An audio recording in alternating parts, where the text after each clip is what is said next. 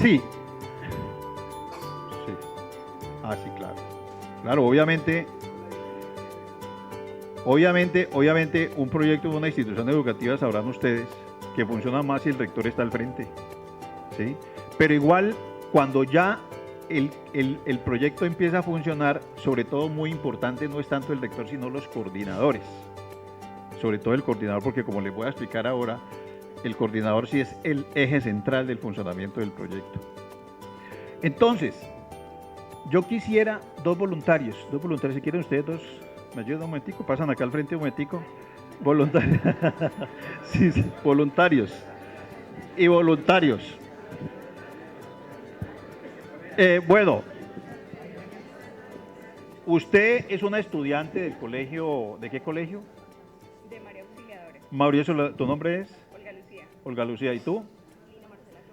Lina Marcela Cortés. Lina Marcela Cortés, de la Victoria. Ustedes son van a hacer el papel de dos estudiantes, ¿sí? Entonces, Lina Marcela Olga. y Olga. Lina y Olga. Son dos estudiantes y las dos estudiantes estaban en un partido de básquetbol en el colegio. Partido de básquetbol. ¿Qué pasa en los partidos de básquetbol? Se calienta y Lina y Olga le metió un codazo. Lina le metió un codazo a Olga y Olga, bueno, se armó la pelea entre Lina y Olga en la cancha de básquetbol. Bienvenida, doctora Ana Milena. Se agarraron en la cancha Lina y Olga. ¿Qué pasa con Lina y Olga? Te pregunto, Olga, ¿qué pasa con las estudiantes Lina y Olga cuando se enfrentan en un espacio de la institución? ¿Qué sucede con ellas disciplinariamente? ¿Qué pasa ahí? ¿Cuál es el procedimiento que se hace en el colegio regularmente? En tu colegio.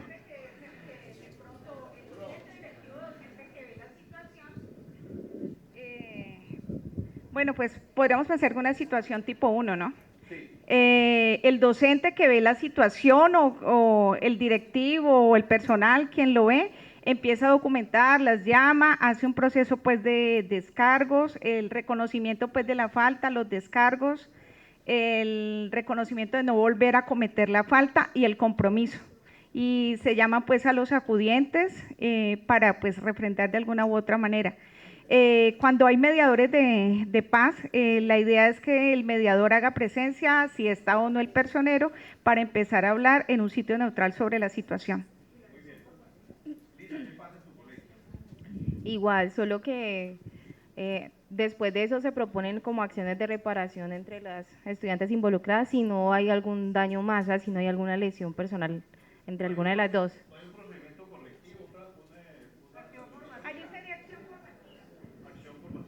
O reparadora. Bueno, la idea es la siguiente. Ellas dos tuvieron, pero es que esta es una situación no uno, sino una situación dos, porque ellas se agarraron. Ella tuvo aquí en la nariz, sobre todo Lina fue muy violenta e incluso alcanzó a aruñar en la cara. Fue muy violenta y con sevicia. Prácticamente Lina, sí, se agarró. ¿Ustedes han visto esos videos? O sea, hubo mucha agresión, incluso no la podían levantar, no la podían separar. ¿Qué pasa ahí? ¿Qué pasa ahí disciplinariamente?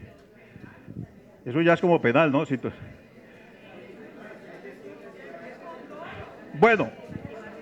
Bueno, fue un aruñoncito, no fue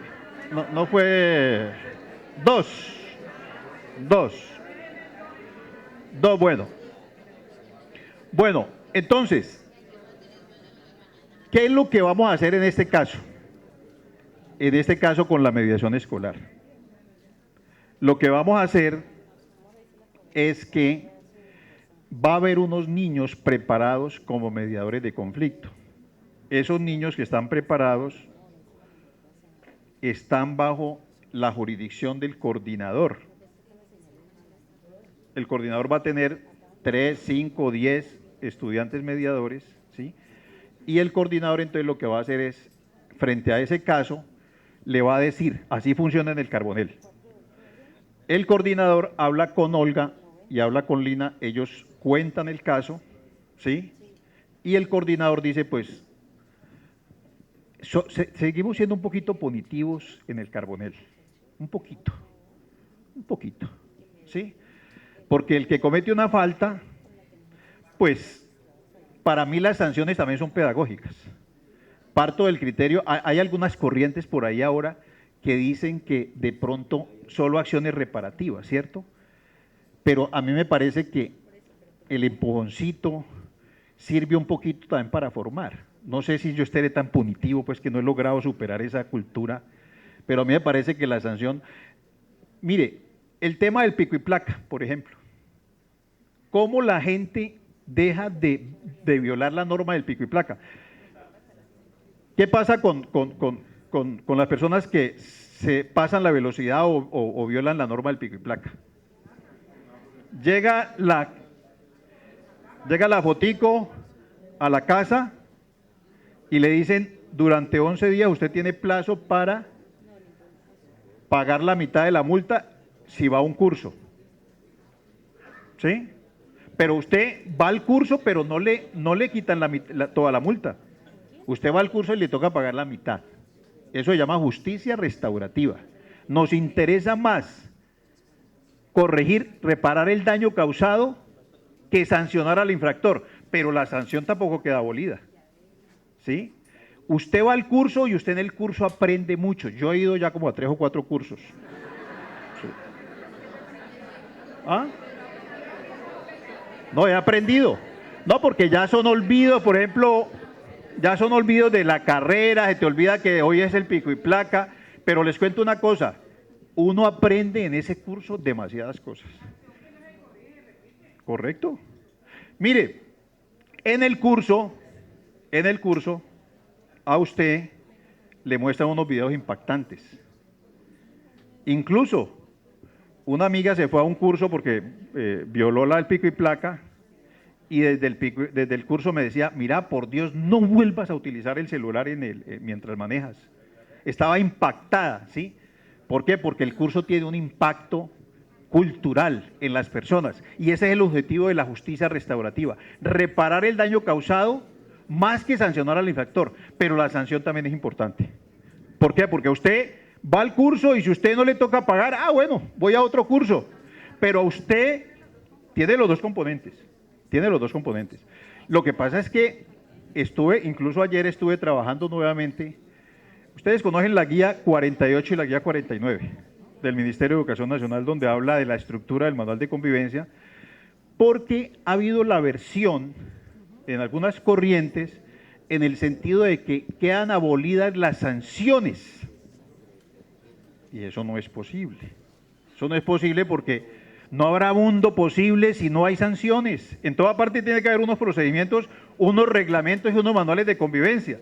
Lo que ha dicho la guía 49, que es donde se hace una serie de recomendaciones sobre la estructuración del manual de convivencia, ¿sí? Y las sentencias de la Corte Constitucional, es que esos procedimientos sancionatorios deben estar claramente tipificados en el manual de convivencia y tienen que seguir una serie de procedimientos, especialmente el respeto al debido proceso. Y el debido proceso implica una cantidad de cosas que pues no se las puedo explicar ahorita, pero tiene que ver básicamente con consideraciones sobre la edad del estudiante, sobre el tipo de infracción que cometió el estudiante, el momento, la circunstancia, los cargos y los descargos, en fin, todo ese tipo de cosas que hay que tener en cuenta. Y las sanciones obviamente no pueden ser violatorias del derecho fundamental, de los derechos fundamentales de los estudiantes. La sentencia T230 del año 2018 establece muy claramente eso allí. Entonces, volvamos aquí a Lina y Olga. Lina y Olga se pelearon. El coordinador, porque así debe quedar establecido en el manual de convivencia, está en el manual de convivencia del Carbonell así, les va a decir, bueno, usted, Lina, que fue especialmente agresiva, porque hemos ya recogido los testimonios, hemos hecho ya la investigación, va a tener una sanción, que puede ser, no sé, en el Carbonell hasta 10 días de suspensión, 5 días, bueno. Pero si usted tiene ya una sanción, pero si usted accede a ir a la mesa de mediación, va a la mesa de mediación con los mediadores que hemos entrenado para ello, se disculpa, se reconcilia y llora, le rebajamos. El llanto es importante porque es muestra de dolor y de culpabilidad, de arrepentimiento, ¿sí? Exacto. ¿Por qué razón? Porque la mediación es voluntaria. No podemos obligar a nadie a ir a la mediación. Pero esta rebaja de penas o de sanciones es una especie de estimulante, como lo es los 11 días que le dan a usted para ir al curso. Es una especie de motivación. Eso se me ocurrió cuando surgió el proyecto a raíz de la Ley de Justicia y Paz, ¿se acuerdan? Que a los paramilitares les decían, si usted dice dónde están los 1000 muertos que mató, le rebajamos 20 años. ¿Se acuerdan? Entonces dije, bueno, ¿qué tal si le ofrecemos a los niños que hay una especie de atractivo para ir a la mesa de mediación, me reconcilio y le rebajamos la sanción? Y dice, bueno, pues sí, eso es buen negocio. Yo voy allá a la mesa, me disculpo y pues hasta lloro y me rebajan la sanción. Ya no son 10 días, pueden ser 2 días, incluso en algunos casos puede haber extinción de la sanción. Ahí el coordinador será el que determine. Entonces, las niñas Lina y Olga van a la mesa de mediación. ¿Qué ocurre en la mesa de mediación? ¿Qué ocurre en una mesa de mediación? El mediador está entrenado para ubicar el proceso. Es un proceso, la mediación es un proceso que tiene 5 fases. La primera es entrada, la segunda es cuéntame, la tercera es situarnos, la cuarta es arreglar o proponer soluciones y la quinta es acuerdo. Son las 5 fases de la mediación. En esas 5 fases, en la entrada, primero, entrada. En la entrada, ¿qué hacemos? En la entrada, mire usted, recuerden que el objetivo de esta charla es motivarlos a ustedes para que se decidan a acoger este modelo de mediación y aplicarlo en su colegio. Les estoy vendiendo la idea. En la entrada, ¿qué se hace? Lina y Olga van a esa mesa de mediación y yo como mediador les voy a decir, Lina y Olga, ustedes tuvieron un enfrentamiento, tienen un conflicto. Yo me llamo Carlos Arturo Morales y está conmigo la doctora Ana Milena Ortiz, que es mediadora de conflictos conmigo. Vamos a servirle de mediadores para que ustedes lleguen a un acuerdo. Pero en este proceso, va a ser un proceso que vamos a tener aquí de 1 hora, 30 minutos, 2 horas, depende de lo que dure la mediación. Hay unas reglas de juego. La primera regla, Lina y Olga, es vamos a respetarnos. O sea, la pelea no va a continuar aquí en la mesa. La segunda es vamos a respetar el turno de la palabra. La tercera es no vamos a utilizar palabras soeces. La cuarta es vamos a colaborar para llegar a un acuerdo de paz y de convivencia. Y ahí viene la guía, pues, donde el mediador les dice eso a esas dos. ¿Hay un acto de pedagogía de la paz en ese primer momento? Espectacular. Las niñas nunca han vivido eso. Que un compañero estudiante, yo soy un compañero de ustedes, mediador de conflictos, entrenado para ello, me he entrenado para ayudarles a mis compañeros a llegar a un acuerdo. Dice la teoría y la práctica, lo hemos podido comprobar en las 240 actas de mediación que tenemos sistematizadas desde el año 2010 hasta la fecha en el Carbonell, que los niños aprenden mucho más o aceptan mucho más las recomendaciones de sus compañeros que de la misma autoridad. O sea, no es lo mismo que medie un docente a que medie un coordinador o el rector, que es lo que generalmente hacemos. El coordinador generalmente lo que hace es hacer una mediación entre las partes y bueno, váyanse para la casa o vayan para la clase o lo que sea y toma las decisiones disciplinarias. Aquí hacemos un paso intermedio, es que el coordinador manda llamar los mediadores, les entrega el caso, les cuenta y ustedes se van con los dos mediadores a la sala de mediación. Y en esa sala de mediación entonces viene la entrada. Segundo es, cuéntame. Entonces en cuéntame, el mediador está entrenado para que las personas cuenten su versión, pero parte de la regla de la mediación es que las partes se escuchen atentamente y mientras la una está hablando, la otra escucha. También hay un acto de pedagogía de la comunicación asertiva allí.